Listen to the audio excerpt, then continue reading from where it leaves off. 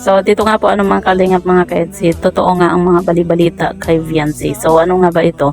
Yan po yung ating pag-uusapan po mamaya mga kalingap mga kaedsi. Pero bago po natin ipagpatuloy ang video ito sa mga bago pa lang po sa aking munting channel, wag po natin kalimutang suportahan ng ama ng Kalingap Kuya Val Santos Matubang at Kalingap Rob.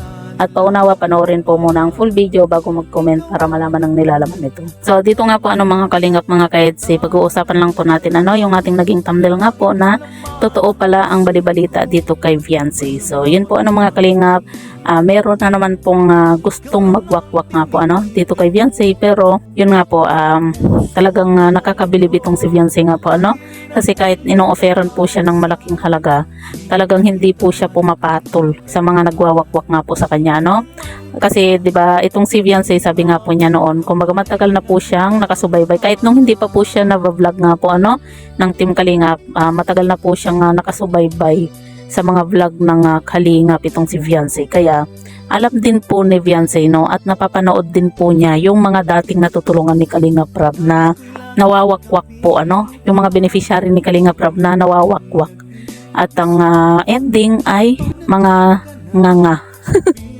'Di ba? Nga kasi akala po kasi ng mga beneficiary kapag once na inoferan sila ng sponsor ng malaking halaga, akala nila forever yung tulong nga po sa kanila. Kaya naman kumbaga ipinagpapalit po nila yung Kalingap sa malaking halaga na ino-offer po sa kanila. Hindi po nila alam na mas maganda na mag-stay sa Kalingap dahil ang Kalingap nandyan lang po palagi na handang tumulong Hindi katulad po ng mga nagwawakwak nga po na sa umpisa lang po na sige-sige yung blessing na ibinibigay nga po sa kanila, pero pagdating ng araw ay wala na rin po Katulad na lang po nung isang umalis nga po dahil sa nasilaw po sila sa malaking halaga. 'Di ba? Kita nyo naman.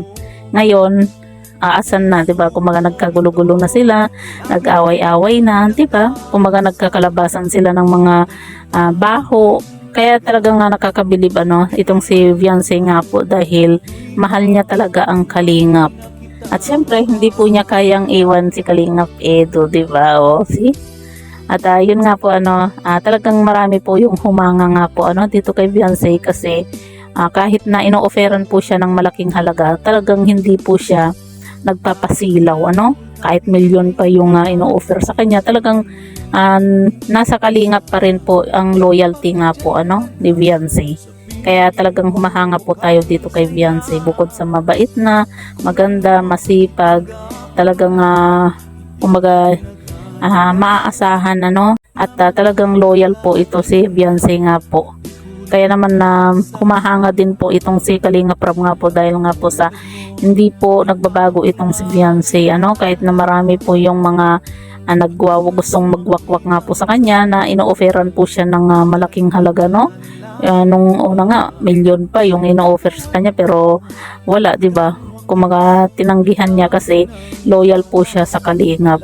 At yun po ang talagang nakakabilib dito kay Viancy nga po Kaya sorry na lang po yung mga gusto magwakwak nga po dito kay Viancy, kasi dahil nga po hindi pinapatulan ni Viancy o hindi po nagpapadala itong si Viancy sa mga sulsul, sa mga gustong magwakwak sa kanya kahit ino-offeran po siya ng malaking halaga. So yan po mga kalingap mga kaedsi, po yung masasabi nga po ninyo sa video ito.